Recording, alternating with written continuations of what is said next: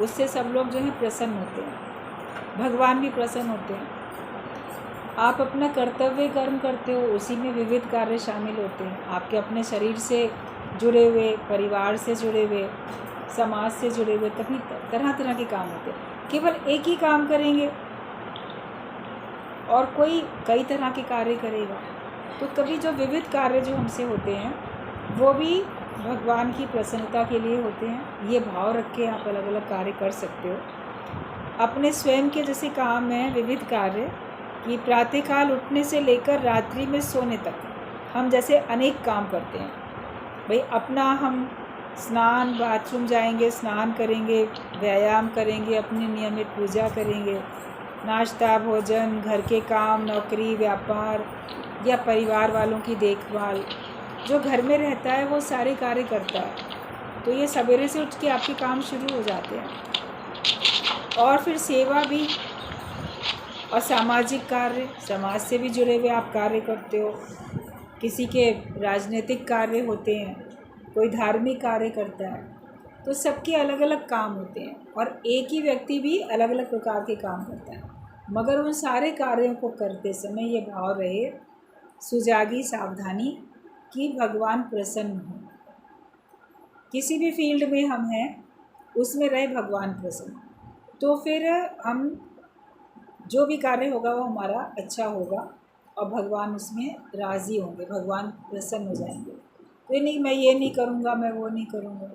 जो सेवा सामने आती है ज्ञानी उसको करता है। जो सामने सेवा है उसको प्यार से करो। कई लोग सेवा से मुख मोड़ लेते हैं। कई घर में बड़े बुजुर्ग हैं तो सेवा करनी पड़ेगी, चलो इनको ना वृद्धाश्रम में डाल दो, इनको हॉस्पिटल में एडमिट करा दो, इनको ऐसे कर दो, वैसे कर दो, कि वहाँ ये ज़्यादा खुश रहेंगे। तो तुम्हारे साथ क्यों नहीं खुश रहेंगे? तो तुम्हारे साथ भी तो खुश रहेंगे। और जो भी हमारे काम हैं उन सब में भगवान का भाव रख के हम काम करेंगे तो भगवान खुश होंगे। और दूसरी बात बताइए कि कोई भी कार्य करने के दो उद्देश्य होते हैं। एक तो अपना सुख और दूसरा भगवान का सुख या प्रसन्नता। एक अपना निजी सुख के लिए मनुष्य करता है, जो भी संसार में काम करता है, मुझे सुख मिलेगा, मुझे खुशी मिलेगी, मुझे सुख मिलेगा, ये सोच के करता है। एक करता है कि नहीं, इस काम से मुझे तो सुख मिलेगा लेकिन इससे भगवान भी खुश होंगे और सभी लोग को प्रसन्नता होगी। तो ये काम करने के पीछे अपना स्वार्थ नहीं देखो। ये स्वार्थ नहीं देखो कि मैं अपने ही प्रसन्नता के लिए, अपने ही सुख के लिए कार्य करूँगा। कई लोग स्वार्थी होते हैं, ज़्यादातर होते हैं स्वार्थी। मगर निस्वार्थ भाव से अगर आप कार्य करोगे तो उसमें आपका मन भी खुश रहेगा और सारे संसार में जिन जिन के साथ भी आपका व्यवहार होगा वो भी सब खुश होंगे कि ये बड़ा निस्वार्थ व्यक्ति है। भगवान भी प्रसन्न होंगे कि ये कैसे अपना और सबका कार्य निस्वार्थ भाव से कर रहा है। तो जो उद्देश्य होता है, एक अपना सुख होता है या एक सबका सुख होता है, भगवान की खुशी, तो हमें केवल अपना सुख नहीं देखना, हमें इस उद्देश्य से कार्य करना है कि जिसमें भगवान राज़ी रहे, भगवान जिसमें खुश रहे। कि हम सोचते हैं कि इस कार्य को करने से मुझे सुख मिलेगा तो हम भोगी हैं या स्वार्थी हैं। लेकिन अगर हम ये सोचते हैं कि ये कार्य करने से मेरे प्रभु को प्रसन्नता मिलेगी तो आप प्रेमी हैं, आप भक्त, आप भगवान के भक्त हो, आप भगवान के प्रेमी हो। अगर हम भगवान की प्रसन्नता सोचते हैं तो हमें तो भगवान का प्रेमी भक्त बनना है। तो केवल अपना निज सुख नहीं सोचो, उसमें सबका भगवान की प्रसन्नता का सोचो कि इस कार्य को करने से मेरे प्रभु को प्रसन्नता मिलेगी और भगवान की प्रसन्नता ही प्रेमी भक्त की प्रसन्नता है। जिसको भगवान की प्रसन्नता ज़्यादा इम्पॉर्टेंट लगती है, ज़्यादा महत्वपूर्ण लगती है, तो उसी में उसकी प्रसन्नता होती है कि जिस बात में मेरे भगवान खुश हों, मेरी तो उसी में खुशी हो। हनुमान जी ने पूरा अपने को सिंदूरी रंग में रंग लिया। केवल सीता ने ऐसे ही कह दिया, जब वो सिंदूर लगा रही थी तो बोला, माता ये आप क्या कर रही हैं, क्यों बालों में लगा रही हैं? तो उन्होंने बस कह दिया, इससे राम प्रसन्न होते। तो उसने पूरा ही जाके अपने को सिंदूर में रंग लिया कि भगवान कितने खुश होंगे। अब ये उसने नहीं सोचा कि मेरा मजाक बनेगा, ऐसा होगा वैसा होगा, बस ये भाव रखा भगवान प्रसन्न है। तो हमें भगवान की प्रसन्नता के कार्य करना। फिर लोग क्या कहेंगे, कई लोग तो सत्संग में भी आने में झेप करते हैं या सच बताएंगे नहीं, कोई पूछेगा कहाँ जा रहे हो, ऐसे कहीं जा रहे हैं, किसी से मिलने जा रहे हैं। शुरू शुरू में क्या होता है ना, हिम्मत नहीं पड़ती है बताने की, कि लोग हमारा मजाक बनाएंगे, कहेंगे अरे अभी से तुम सत्संग में जाती हो, अभी से तुम्हारा ज्ञान में इतना मन लग रहा है, क्यों तुम जाते हो सत्संग में, अभी पढ़ाई करो, अभी नौकरी करो, अभी शादी ब्याह करो, अभी घर गृहस्थ में देखो, उनकी जिम्मेदारी पूरी करो तब जाना। तो अभी से क्यों जाने लगे, तो कभी शर्म भी लगती है बताने में। गुरुजी ने एक बार अपनी बात बताई, बोले शुरू शुरू में जब सत्संग जाएं तो कॉलेज में सत्संग के बाद, इसके कॉलेज के बाद सत्संग के लिए जाएं, तो जो साथ की लड़कियां थीं, बोले तुम्हारा घर तो इस तरफ है, तुम उस तरफ कहाँ जा रही हो। छुट्टी हुई तो उसके बाद बोलेंगे ना कि तुम्हारा घर इस तरफ है, वहाँ कहाँ जा रही हो तुम, उस सड़क पे कहाँ जा रही हो। तो बोले कॉलेज में क्या कहें लड़कियों से कि हम सत्संग जाते हैं, तो बोले वो एक आंटी से मिलने जा रहे हैं, ऐसे कह दिया, बात टाल दी। अब रोज़ ही कोई आंटी से मिलने जाता है क्या। तो फिर वो बोले अरे तुम तो रोज़ रोज़ जाती हो, ऐसी कौन सी आंटी है तुम्हारी जो तुम रोज़ रोज़ जाती हो। फिर लड़कियां सोचें कि क्या पता कहाँ किसको मिलने जाती है ये। गीता भगवान को कहा गुरुजी ने कि हम ऐसे ऐसे कह देते हैं। तो गीता भगवान ने कहा कौन लड़कियां हैं जो पूछती हैं, उनसे कहो चलो आज तुम्हें हम अपनी आंटी से मिलाने ले चलते हैं, खुद ही देख लो किससे मिलने जाते हैं।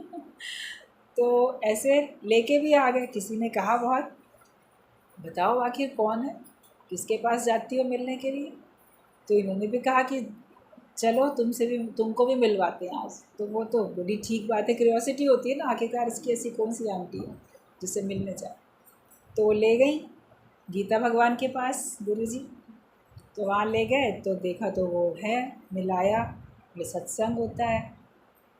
भजन गीता भगवान बड़ा सुंदर गाते थे, हारमोनियम इतना अच्छा बजाते थे, भजन गाया हारमोनियम पे। उस लड़की को भी बड़ा अच्छा लगा और वो खुद भी बहुत अच्छा गाती थी, उसको भी गाने का शौक़ था। तो पूछा, बातचीत की। गीता भगवान को तो प्रेम करने की इतनी जैसे युक्ति थी कि कैसे किसके मन को मोह लें। ज्ञानी के पास ऐसी रम्ज़ होती है, युक्ति होती है कि वो कैसे किसके मन को मोह लेता और किस बात से हम दूसरे को प्रसन्न कर सकते हैं। तो कहा तुम भी सुनाओ भजन, गाना आता है, अच्छा सुनाओ कुछ। तो इतना प्रेम किया तो वो भी सत्संग में आने लगी। आज दिन तक भी वो भी सत्संग में आती हैं और जैसे गुरुजी ने कार्य किया वैसे वो भी कार्य करती हैं।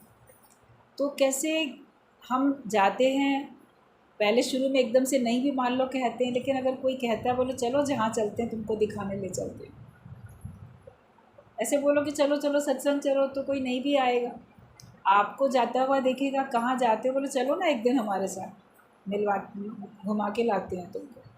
आएगा सत्संग में, देखेगा अच्छा होगा, कभी बोल भी सकते हो सत्संग जा रहे हैं, फिर तो आ जाता है ना। एकदम कम एज होती है, पढ़ता है कोई तो उसको एकदम से थोड़ी झेप भी लगती है, मगर बाद में आप लोगों से कोई कहे कहाँ जाते हो तो फ़क्र से बोलो हम सत्संग जाते हैं।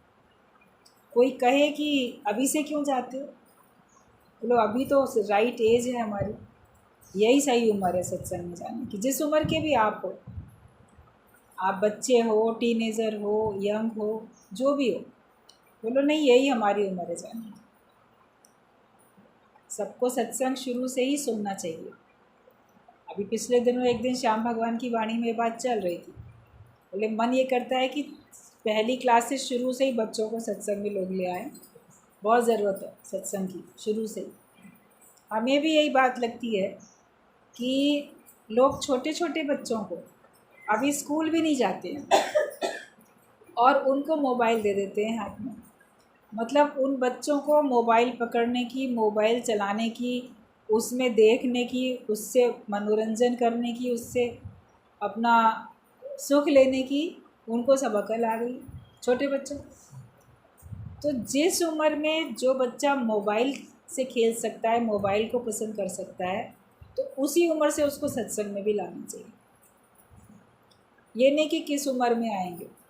कोई आपसे पूछे सत्संग में आने की क्या उम्र है, तो अभी आजकल के समय में आप सबको यही बात कह दो, जिस उम्र से बच्चा मोबाइल हाथ में लेके मोबाइल पे कार्य करे वही उम्र है सत्संग में आने की।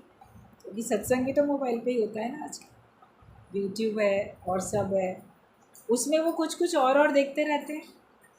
बच्चे पता नहीं क्या क्या देखते हैं, तो उसमें सत्संग क्यों नहीं देखते। और उनमें रुचि लगे सत्संग सुनने की, आने की, आपस में प्रेम हो, तो ये सही उम्र होती है कि हम शुरू से सत्संग में आएँ। और गुरु हमको ज्ञान दे के सचमुच में सच्ची खुशी हमको दे देते हैं। तो हर एक की प्रसन्नता के लिए, अपने लिए भी, और हर एक को ये अच्छा रास्ता दिखाने के लिए हमारे पास सत्संग है, जो खुद भी आगे चलते हैं और दूसरों को भी उन्नति की राह पे आगे बढ़ाते हैं। तो हम प्रेमी भक्त बने, भगवान के प्रेम करने वाले, जिसमें कि हमारे अंदर बस भगवान के लिए प्रेम और बाकी सबके लिए भी, और सबको इस राह पे लेके चलो। असली खुशी तो इसी में ही है। जीवन बनेगा तो यहीं से बनेगा। बोलते money at the most can spoil a man, not make a man. पैसा ज़्यादा में ज़्यादा क्या कर सकता है, मनुष्य को बिगाड़ सकता है, लेकिन मनुष्य का जीवन संवार नहीं सकता। ज्ञान हमारे जीवन को संवारता है, बिगड़ा हुआ जीवन भी संवार देता है, वो तो बने हुए जीवन को बिगाड़ देता है पैसा। लेकिन फिर भी हर एक की जो दौड़ है, अंधी दौड़, पैसे में ही, पैसा ही कमाने में उनको खुशी मिलती है, अपना देखने में कि मेरे पास इतनी प्रॉपर्टी, इतना पैसा। भले प्रारब्ध है, आप कमा सकते हो तो ज़रूर कमाओ, लेकिन असली प्रसन्नता भगवान के नाम में है, संतुष्टि हमें उसी में मिलेगी। ये धन भी तो कमाएं, उस धन के साथ साथ ये धन भी तो कमाएं। 4 पदार्थ में से चारों पदार्थ तो पाओ, धर्म, अर्थ, काम, मोक्ष, चारों चीज़ें तो पाओ। हम कामनाएं पूरी करना जानते हैं, पैसा कमाना जानते हैं, लेकिन धर्म को नहीं जानते और मोक्ष पाना नहीं जानते। 2 पदार्थों को तो पाने में लगे रहते हैं। बाकी जो संसार में 4 पदार्थ हैं, उनमें से बाकी 2 जो बचे हैं, धर्म और मोक्ष, वो फिर गुरु की सहायता से हमको मिलते हैं। गुरु हमको सहायता देता है, ज्ञान देता है, उससे हमको अपने धर्म की जानकारी होती है और हम मोक्ष प्राप्ति के लिए प्रयत्न करते हैं और मुक्त हो भी जाते हैं। तो भगवान की प्रसन्नता ही भगवान के भक्त की प्रसन्नता है कि इस बात में वो खुश है तो मैं भी खुश हूँ। जिसके लिए आपका प्रेम होता है, वो जिस बात में खुश होता है, आप भी तो उसी बात में खुश हो जाते हो। जगत में भी देखो, संसार में भी देखो, आपका बच्चों से प्रेम है, परिवार वालों से प्रेम है, या जिससे भी प्रेम है, उसकी खुशी में ही अपनी खुशी लगती है कि मैं अपनी खुशी उस पर थोपता नहीं हूँ कि ये मेरे को पसंद है तुम ये काम करो, लेकिन जो उसको पसंद है वो हम करते हैं। प्रेम में लोग गाना गा लेते हैं, जो तुमको हो पसंद वही बात करूँगा, वही काम करेंगे, वही बात कहेंगे। तो तुम दिन को अगर रात कहो तो रात कहेंगे। प्रेम में तो गाते हैं ना, इतना उनको प्रेम होता है। अगर तुम दिन को भी रात कह दो, हम वो भी कह देंगे, अपना मन बुद्धि नहीं चलाएंगे, हमें वही अच्छा लगेगा, हमें वो रात ही लगने लगेगी। तो इतना प्रेम भगवान से हो जाए ना। इसलिए बात आप लोगों ने सुनी कि भगवान की रज़ा में ही राज़ी रहें, जो भगवान चाहे, जो भगवान करे, उसमें हम राज़ी, ये हमारा जीवन ऐसा बने। तो भगवान की प्रसन्नता ही मेरी प्रसन्नता है। अब हम भगवान को प्रसन्न करना चाहते हैं, लेकिन भगवान हैं कहाँ, भगवान मिलेंगे कहाँ। लोग बोलेंगे ना, आखिरकार भगवान हैं कहाँ, हमको तो दिखते ही नहीं, तो कैसे भगवान को खुश करें। सारा संसार तो हमें भगवान के सिवाय दिखता है, मगर ज्ञान में आओगे तो ये रब को देखने वाली आँख हमको भगवान से, गुरु से मिल जाती है। अब हमको हर जगह भगवान दिखने लगते हैं। तो क्या भगवान हैं कहाँ? तो प्रभु तो 2 जगह हैं। पहला आपके मंदिर या पूजा घर में, अब वो मंदिर आपके घर में हो चाहे घर के बाहर। आप भी इस बात को मानते हो कि मंदिर में मेरे प्रभु हैं, इसीलिए तो आप मंदिर में रोज़ जाके पूजा करते हो। भाई यहाँ भगवान का निवास है, इधर उनका स्थान है, तीर्थ में जाएंगे, मंदिरों में जाएंगे, हमने मान रखा है कि वहाँ भगवान है, वो उनका विशेष स्थान है, तो वहीं जाके बैठते हैं, पूजा करते हैं। तो आपको उसमें अंदर से अनुभव होता है कि हाँ, मैंने भगवान की पूजा की और भगवान ने भी उसको स्वीकार किया। तो एक तो ये होता है कि मंदिर में अंदर है भगवान, और दूसरे मंदिर के बाहर, दोनों जगह भगवान होते हैं। भगवान है कहाँ? तो भगवान मंदिर में है और मंदिर के बाहर, दोनों तरफ। तो मंदिर वाले भगवान को भी हमको प्रसन्न करना है, और जो मंदिर के बाहर हैं भगवान, उनको भी प्रसन्न करना है। अब पत्थर में तो हरि दिखे, इंसान में देख ना पाए। मंदिर के अंदर तो भगवान दिख जाते हैं, मंदिर के बाहर भगवान देखना गुरु के ज्ञान से ही संभव हो जाता है। बिना ज्ञान के आप मंदिर के बाहर भगवान देख नहीं सकते। आपको कुछ कुछ और दिखाई देगा, लेकिन भगवान नहीं दिखाई देंगे। तो मंदिर के अंदर वाले भगवान हैं और दूसरे मंदिर के बाहर। तो मंदिर के बाहर वाले भगवान का एक ही नाम है, वो है जगत या संसार।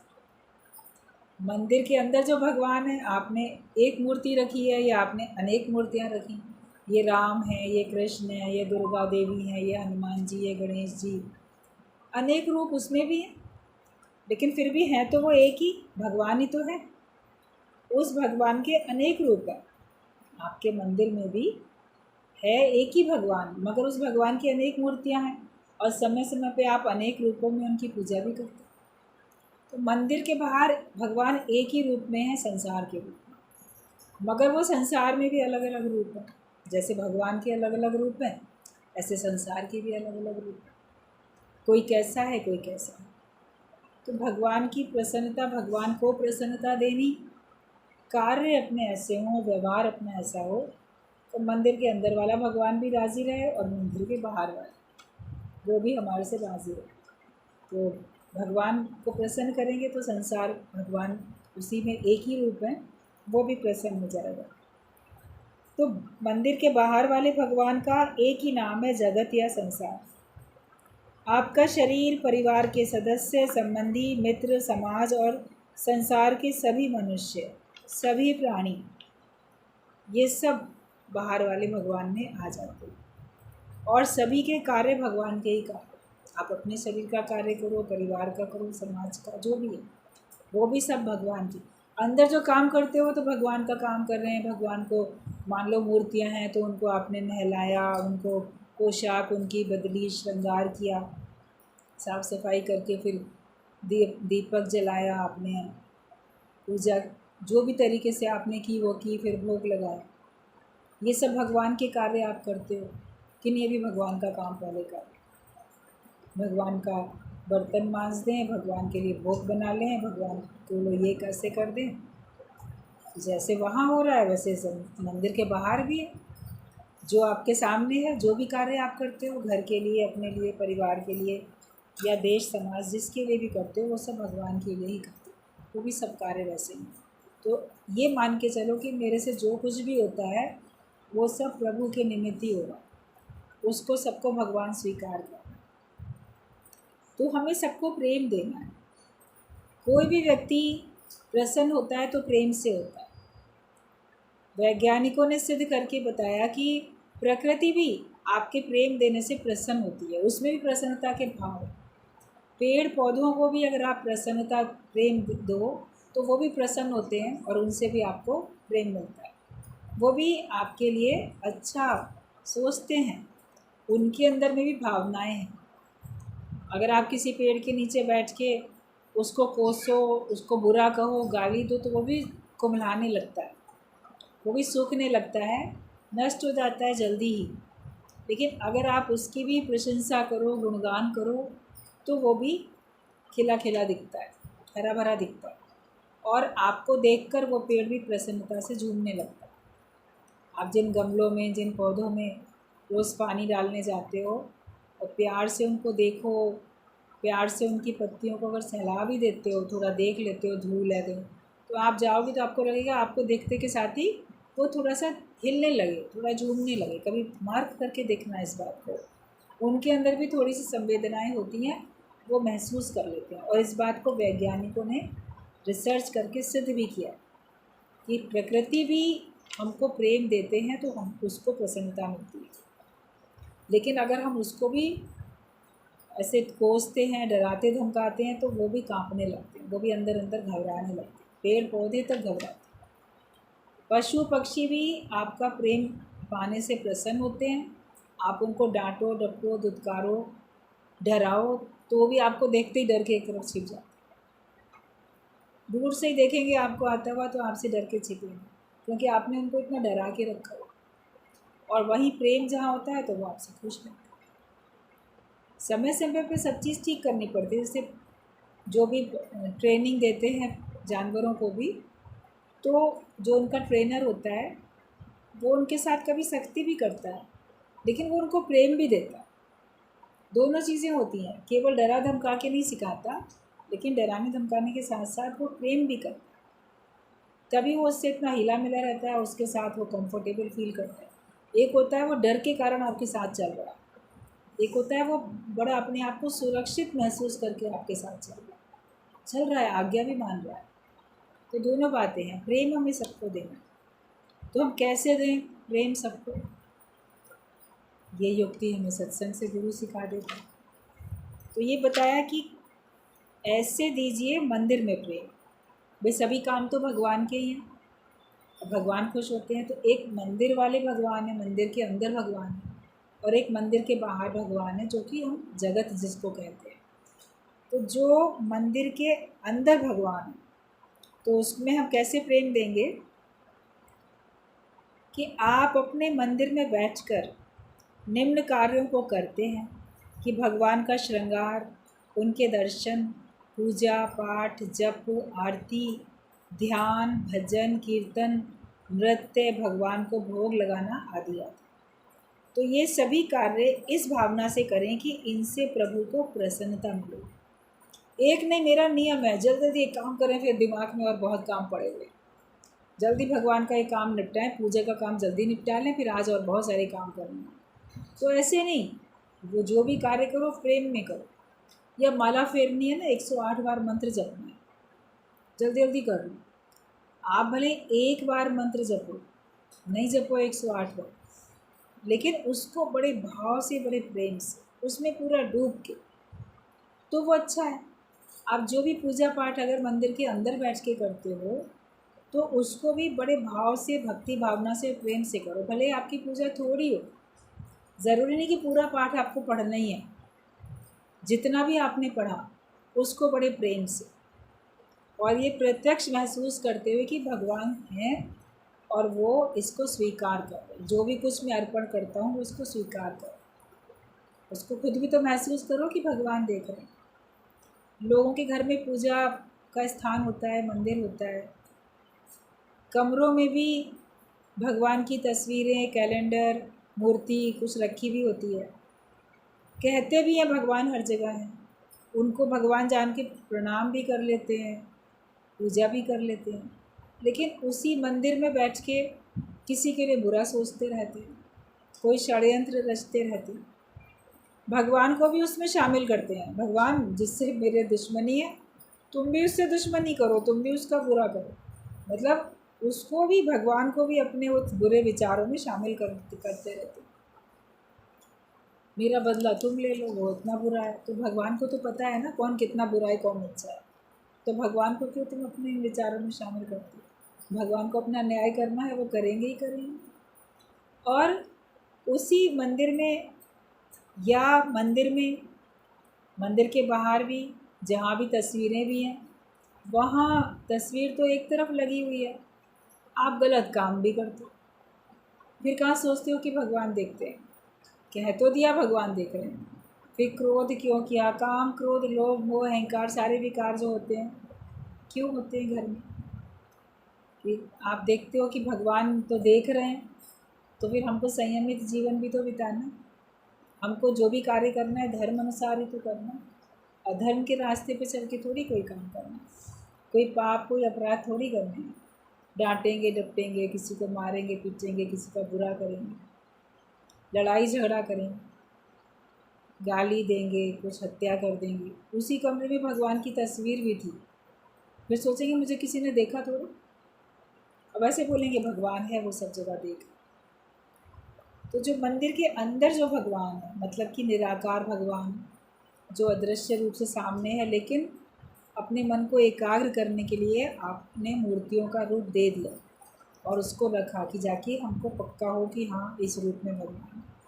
तो जो भी हम करें, पूजा का जो भी कार्यक्रम हम करते हैं, उसको बड़े प्रेम से करें और इस भावना से करें कि इनसे प्रभु को प्रसन्नता होगी। तो ये भगवान को प्रेम देना होगा। लेकिन यदि आप इनको अपनी सांसारिक कामनाओं की पूर्ति के उद्देश्य से करोगे, इस भावना से करेंगे कि ऐसा करने से मेरे जीवन में बड़ी अनुकूलता बनी रहेगी, प्रतिकूलता नहीं आएगी, मतलब मेरे हिसाब से ही भगवान चलेंगे, मुझे दुख नहीं देंगे। मैं पूजा करता हूँ तो जो मैं नहीं चाहता वो नहीं होगा, जो मैं चाहता हूँ वही होगा। तो ये भाव तो अपना गलत है। भगवान ने तो जो रच दिया आपके जीवन में, जो जो घटनाएं घटनी है, आप कितनी भी पूजा पाठ करो, वो तो होनी तो होकर रहे, अनहोनी ना हो।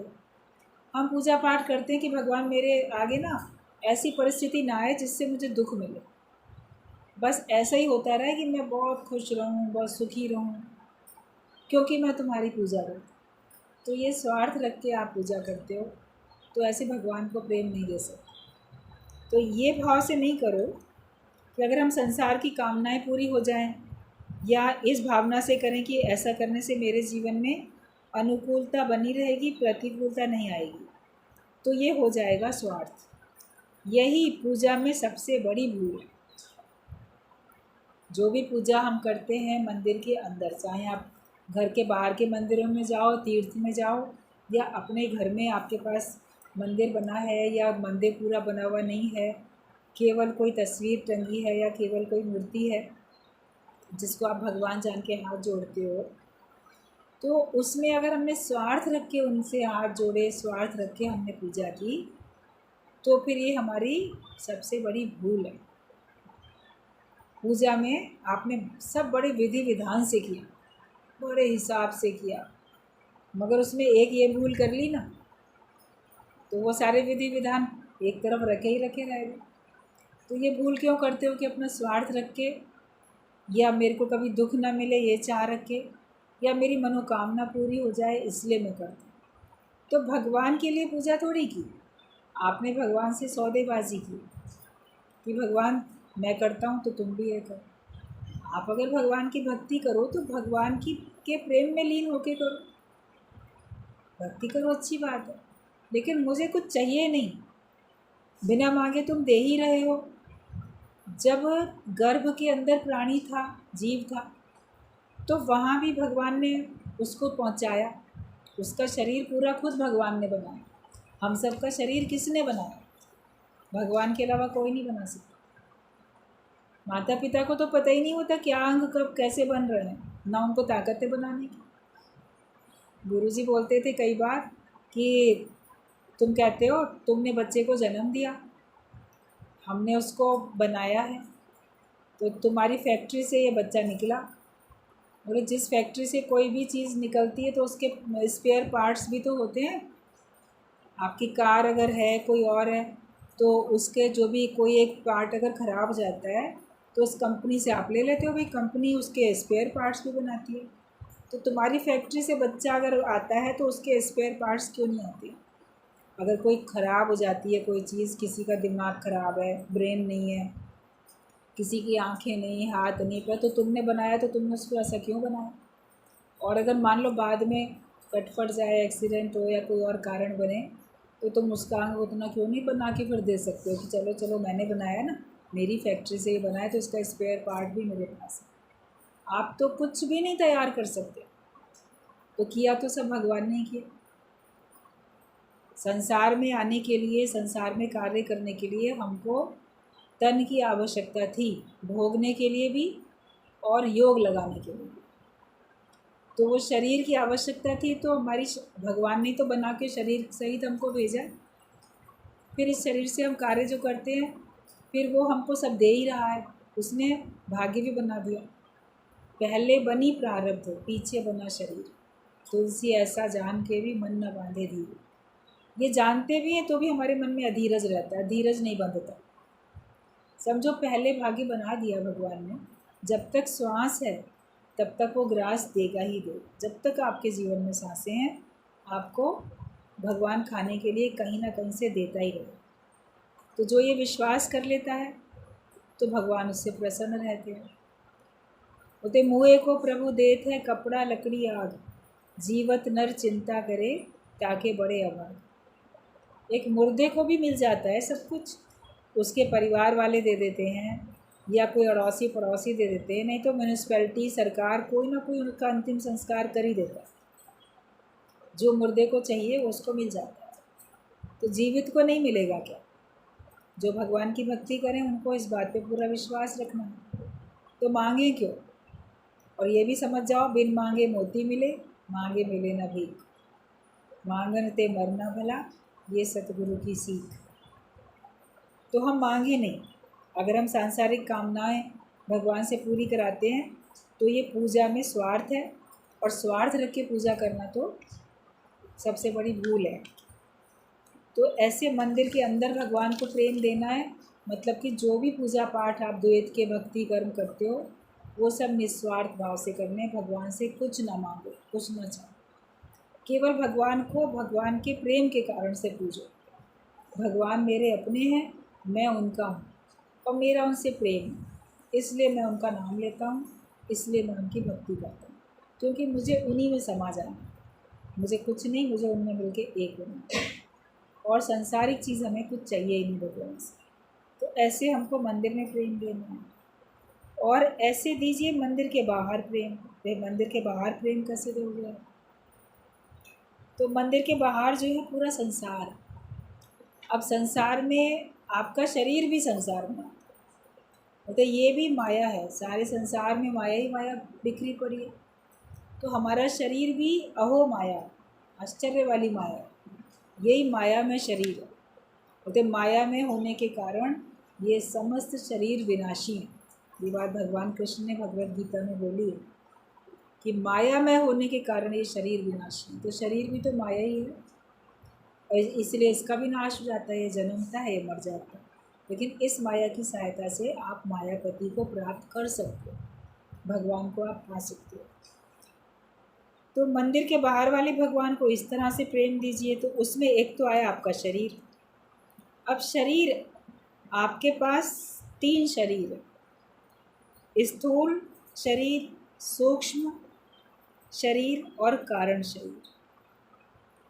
एक शरीर हमें दिखता है जिसकी आप फ़ोटो खींच लेते हो, जिसका एक नाम है, जिसकी एक आकृति है, वो स्थूल शरीर है। वो सबको दिखता है, उसी को सब जानते भी हैं कि मैं तो यही रही हूँ। लेकिन एक सूक्ष्म शरीर है, सूक्ष्म भाव, जीव भाव आपके मन में, मन जिसको कह देते हो। तो शरीर तो यहीं बैठा, सूक्ष्म शरीर की सहायता से आप पता नहीं कहाँ कहाँ सैर कर आते हो, घूम फिर आते हो 10 दिशाओं में, इस लोक में उस लोक में, अपने ख्यालों से ही लोगों से बातें भी कर आते हो, अपनी बात कह भी आते हो, लोगों से भी भगवान से भी। तो वो सूक्ष्म शरीर है जिसको कि मन भी कहते हैं, और आपका सूक्ष्म भाव जो होता है। और एक होता है कारण शरीर। तो कारण शरीर जो है गहराई में पड़ा हुआ ये भाव कि मैं शरीर हूँ, मैं देह हूँ, मैं नाम रूप हूँ। और कोई एक कारण ऐसा है अज्ञान, जिसके कारण से फिर और नया शरीर आपको मिलेगा। वो कारण शरीर होता है कि गहराई में घोर अज्ञानता हमारे अंदर पड़ी है कि मैं देह हूँ, ये भाव। तो ये आपका कारण शरीर हो जाता है। हर समय ये स्मृति सजीव रहे कि स्थूल शरीर साक्षात भगवान। हमको हमेशा ये याद रहे कि जो भी स्थूल शरीर हमको दिखाई देते हैं, अपना शरीर, दूसरे का शरीर, किसी का भी शरीर, तो हर समय ये भाव रहे कि ये साक्षात भगवान है। जैसे पत्थर की मूर्ति, सोने चांदी की मूर्ति, ऐसे ये 5 तत्वों की बनी मूर्ति। वो मूर्तियाँ तो आप ही ने बनाई, इंसानों ने बनाई, लेकिन ये मूर्ति तो स्वयं भगवान ने अपने हाथों से बनाई। जो भी सारी सृष्टि बनी है, इसमें हर एक का शरीर भगवान ने तो बनाया है अपने हाथों से। पूरी 84 लाख योनियों को भगवान ने अपने हाथों से बनाया। तो हमें ये भाव रहे कि ये साक्षात भगवान है। जैसे मंदिर में भाव रहता है ना, ये मूर्ति भगवान ही है। तो जो भी हम शरीर देखें, स्थूल शरीर, उसमें ये भाव रखो कि ये साक्षात भगवान। फिर दिन भर शरीर की प्रसन्नता या हित भावना से इसके साथ व्यवहार करो। हित की भावना से शरीर को प्रातः 4 बजे से पहले उठाएं, शौच आदि से निवृत्त कराएं, टहलाएं, व्यायाम प्राणायाम कराएं, नाश्ता भोजन कराएं, आराम करवाएं, संयमी सदाचारी स्वावलंबी रखें। ऐसा करने से शरीर रूपी भगवान एवं शरीर को बनाने वाले भगवान को प्रेम मिले। तो आपका शरीर भी भगवान है, तो इस शरीर के साथ भी तो थोड़ा प्रेम करो। कई लोग बोलते थे अपनी देह से प्रेम करना तो ये तो सुख बुद्धि हो गई, लेकिन गुरुजी का कहना होता था ये शरीर तुम्हारा मंदिर है, इसमें भगवान बसते हैं। इस शरीर को भी ठीक रखना तुम्हारी जिम्मेदारी। ये भी स्वस्थ रहे, बीमार ना पड़े, ये भी सही रहे, तो इसकी भी तुम्हारी जिम्मेदारी है। तो यही कहा कि सवेरे जल्दी उठो, अपना शरीर को भी साफ स्वच्छ किया, इसकी भी एक्सरसाइज वॉक स्वस्थ रखने के लिए। तो शरीर स्वस्थ होगा तभी तो आपका मन भी प्रसन्न रहेगा। स्थूल शरीर अगर स्वस्थ होगा तो आपका सूक्ष्म शरीर भी तो खुश रहेगा। शरीर बीमार पड़ा है तो आपका मन खुश रहता है? उसका ज्ञान नहीं है तो आपका मन खुश नहीं रहता। ज्ञान है तो कुछ भी है आप प्रसन्न रहोगे, लेकिन फिर भी ये हमारी जिम्मेदारी है कि हम अपनी देह को सही रखें, खुश रखें। तो हमारे शरीर की प्रसन्नता इसमें है कि इसको हम समय से हर काम कराएं, समय से सो, समय से उठो, समय से खाना पीना खाओ, और इसको आप स्वस्थ रखो और आचार विचार से अच्छी तरह से आप अपना जीवन बिताओ कि संयमी और सदाचारी और स्वावलंबी रखें, किसी के डिपेंड भी ना होए और संयमित जीवन हो, सदाचारी, अच्छा आचरण हो। तो ऐसा करने से शरीर रूपी भगवान को प्रेम मिलेगा। शरीर ठीक रखोगे तो आपके मन में रहने वाले विचार या भाव का नाम है सूक्ष्म शरीर। जो हमारे मन में विचार हैं या भावनाएं हैं वो सूक्ष्म शरीर में। तो मोह, ममता, कामना, राग, द्वेष, दीनता, अभिमान मन में नहीं रखें। ना तो अभिमान रखो बड़ा मैं बहुत कुछ मेरे को प्राप्त है, तभी तो अभिमान होता है। किसी चीज़ पे ही तो गर्व करते हो, वो अभिमान का भाव नहीं हो। और मेरे पास तो कुछ भी नहीं, कमज़ोरी, तो ये दीनता का भाव होता है, बड़े दीनहीन हैं हम तो ना दीनता का भाव रखो मन में और ना श्रेष्ठता का कि मैं अभिमान करता हूँ। तो ना अभिमान हो, ना दीनता हो, ना किसी से राग, ना किसी से द्वेष, ना कोई कामना, ना मोह, ना ममता। क्योंकि ये सब रखने से हमारा सूक्ष्म शरीर, भाव शरीर गंदा हो जाता है। ये भावनाएं रखने से, जैसे अपने स्थूल शरीर को नहलाते हो, सुंदर सजाते हो, तो मन को भी तो सजाओ, मन को भी तो सुंदर रखो। तो ये गलत भावनाएं रखने से आपका मन गंदा हो जाता है, सूक्ष्म शरीर गंदा होता है। तो जितनी हमको स्थूल शरीर की परवाह है उतनी ही अपने सूक्ष्म शरीर की भी हमको परवाह होनी चाहिए। कि मन में ये सब भावनाएं रखते हैं तो हमारा सूक्ष्म शरीर गंदा हो जाता है। मन में करुणा, प्रेम, क्षमा, हित की भावना रखें, यही सूक्ष्म शरीर रूपी भगवान को प्रेम दें। मन में सद्गुण हो, अच्छी भावनाएं हों, तो ये हम अपने सूक्ष्म शरीर को प्रेम दें और सूक्ष्म शरीर रूपी भगवान को प्रेम दें। और कारण शरीर का अर्थ है कर्तापन का अभिमान, घोर अज्ञान।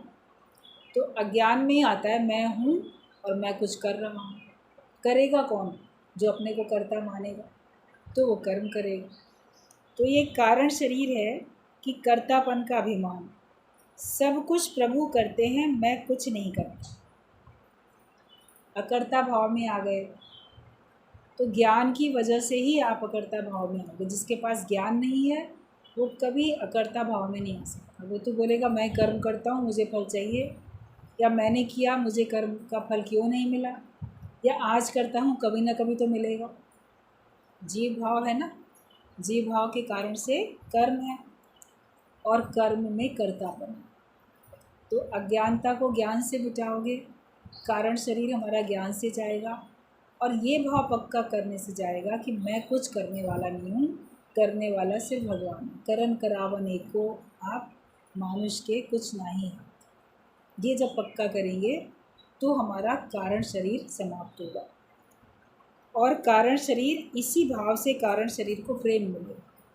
जब वहाँ भी हम भगवान को ले जाएंगे, भाई शरीर को मंदिर में ले गए भगवान के सामने, मन को भी भगवान के सामने ले गए कि मन में मनन कर लिया, तो कारण शरीर को भगवान के सामने कैसे लेके जाओ?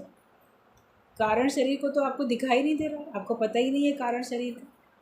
आपको अपने तन का पता, आपको अपने मन का पता, लेकिन कारण शरीर को भगवान के सामने या भगवान को कारण शरीर के सामने ऐसे मौजूद करोगे कि अकर्ता भाव में, कि भगवान ही करने वाले हैं, मैं करने वाला नहीं। इस भावना से भगवान वहाँ भी प्रत्यक्ष प्रकट हो जाएंगे और उसका कर्तापना हमारा समाप्त हो जाएगा। तो मैं कुछ नहीं करता, इस भाव से कारण शरीर को प्रेम मिलता है।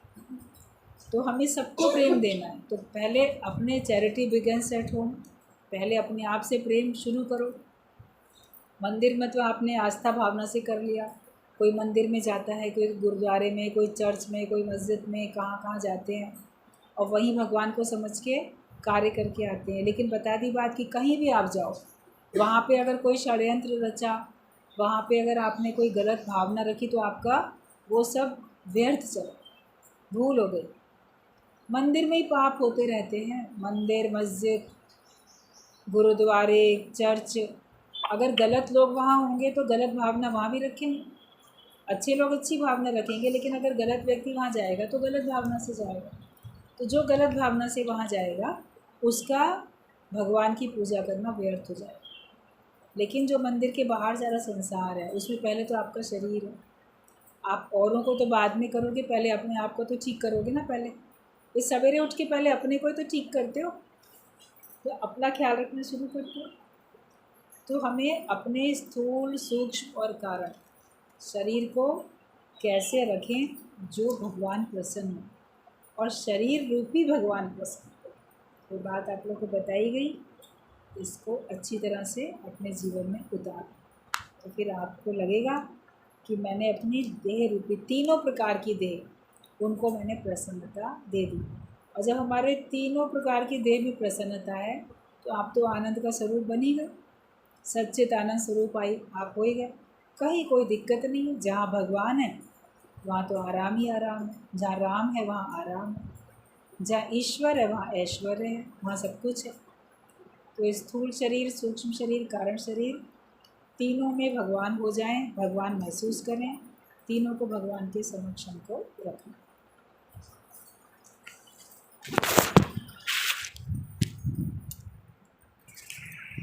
बाकी संसार में और बहुत कुछ है शरीर के अलावा, आगे समझाया जाएगा, परिवार, समाज,